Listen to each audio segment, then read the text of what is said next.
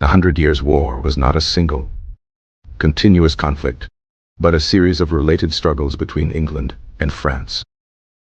It spanned an immense 116 years, from 1307 to 1453, fundamentally reshaping both nations. The origins of the war were deeply rooted in the complex feudal relationship between the English and French crowns. A major catalyst was the dynastic crisis following the death of the French King Charles IV in 1328 without a male heir. King Edward III of England asserted a powerful claim to the French throne through his mother, Isabella, who was Charles IV's sister. The French nobility, however, invoked the controversial Salic law to prevent succession through a female line.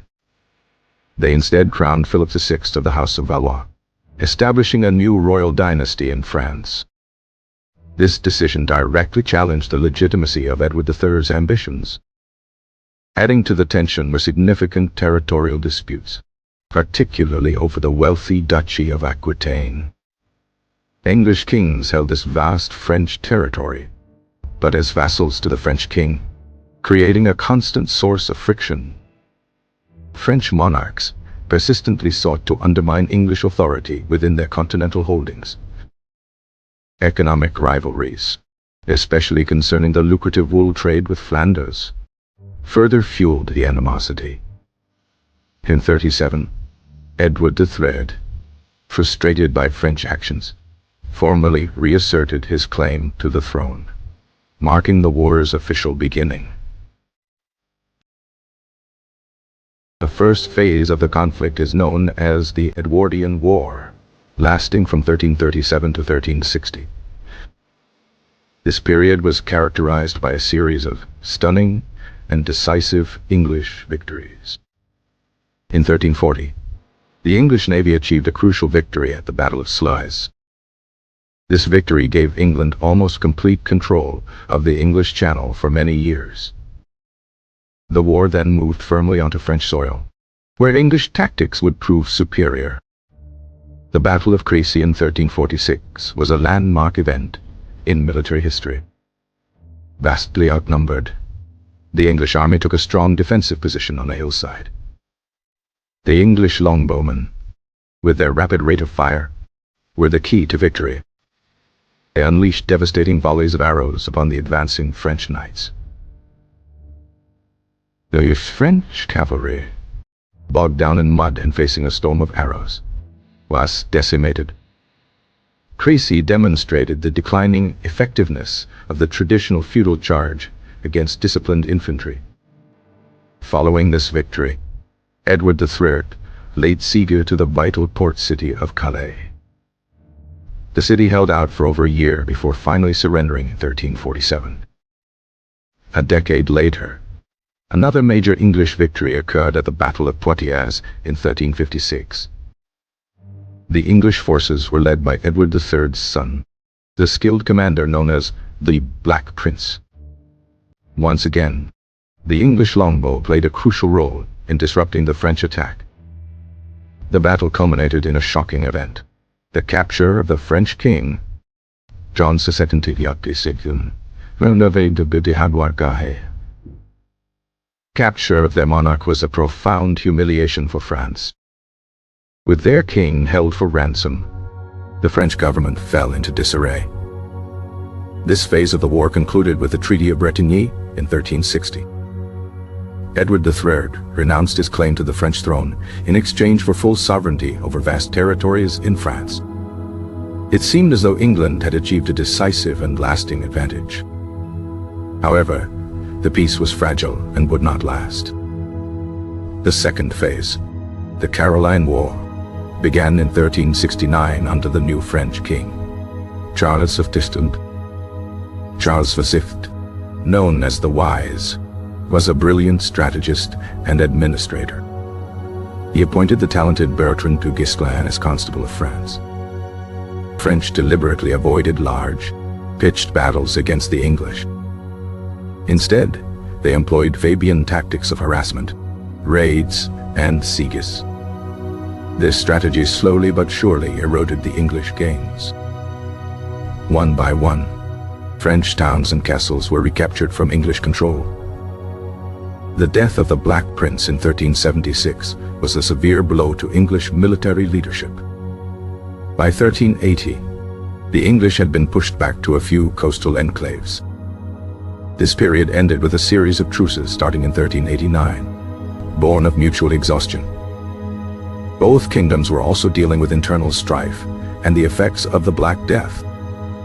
The conflict entered a long lull, but the underlying issues remained unresolved. The final and most dramatic phase was the Lancastrian War, which began in 1415. The ambitious young King Henry V of England decided to renew the English claim. He landed a large army in Normandy, capturing the port of Harfleur after a difficult siege.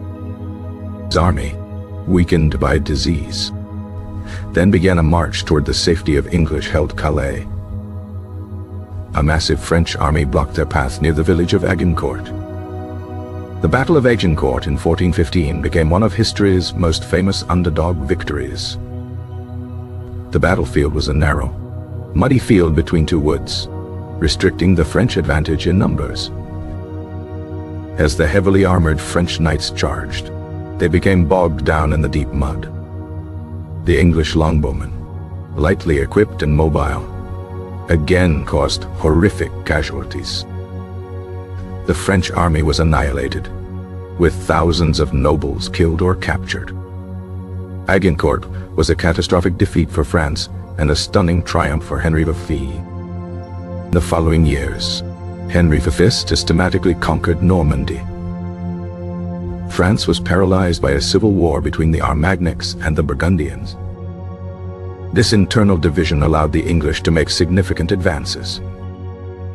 In 1420, the remarkable Treaty of Troyes was signed.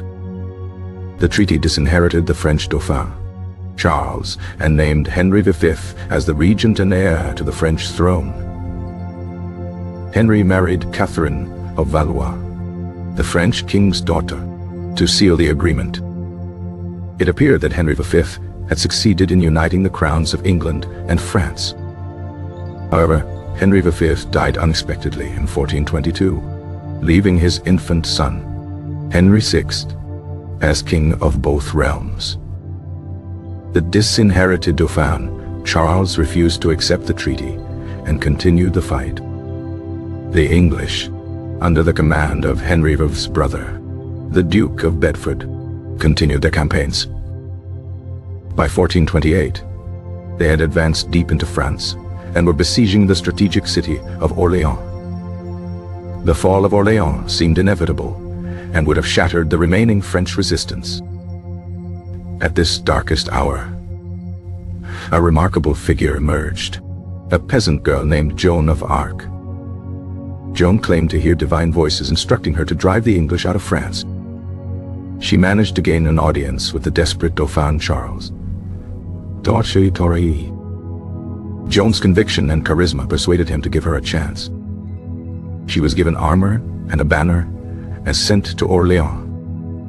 Her arrival electrified the demoralized French defenders. Inspired by her leadership, the French launched a series of aggressive attacks on the English siege forts. Within days, the English, stunned and demoralized, lifted the siege of Orléans. This was a monumental turning point in the 100 Years' War. Joan then persuaded Charles to march to Reims, the traditional site of French coronations. The march was successful, and Charles VII was officially crowned King of France in Reims Cathedral. This coronation solidified his legitimacy as the rightful king. Joan's military career was short-lived. She was captured by Burgundian soldiers in 1430. The Burgundians sold her to their English allies. The English put her on trial for heresy and witchcraft. The trial was a political show, designed to discredit her and King Charles VII. In 1431, Joan of Arc was found guilty and burned at the stake in Rouen. Her death, however, did not stop the momentum she had created. She became a martyr, and her story inspired the French for generations. In 1435, a crucial diplomatic shift occurred. The Duke of Burgundy abandoned his English alliance. He reconciled with Charles VII, uniting France against the English. The French began a professionalization of their army, creating a powerful artillery corps. Over the next 2 decades, the French systematically recaptured their lost territories. In 1409, Charles VII launched a major campaign to retake Normandy. The French campaign was swift and overwhelmingly successful. The final major engagement of the war was the Battle of Castillon in 1453. This battle marked the first time in European history that artillery played a decisive role. The English army, attempting a frontal assault, was devastated by French cannon fire. The English commander, John Talbot, was killed, shattering the morale of his troops. The Battle of Castillon effectively ended the 100 Years' War. With this defeat, England lost all its continental possessions, except for the port of Calais. No formal peace treaty was ever signed, but the large-scale fighting ceased. The war had a profound impact on the development of both England and France. It fostered a much stronger sense of national identity in both kingdoms. The shared struggle against a common enemy united the people of France. In England, defeat led to a period of introspection and a greater focus on maritime power. The war devastated much of the French countryside and decimated its population. However, it also led to the strengthening of the French monarchy. France emerged with a permanent, professional army, a powerful tool for the king.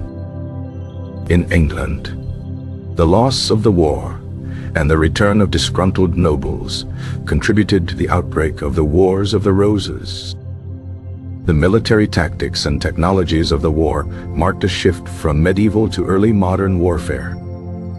The dominance of the heavily armored knight was broken by the longbow and, eventually, by gunpowder. The 100 Years' War was a long and brutal conflict that redrew the political and cultural landscape of Western Europe.